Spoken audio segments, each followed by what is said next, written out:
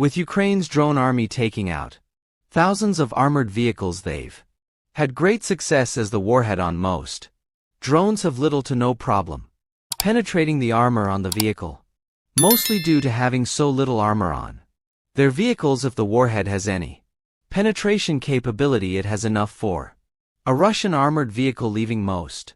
strikes to penetrate into the vehicle, causing the crew to abandon the burning, smoking, immobilized or exploding vehicle. Seen here again with a drone coming in from the side, penetrating the armor, causing the crew to abandon it, with Ukraine's drone army being able to completely destroy it later.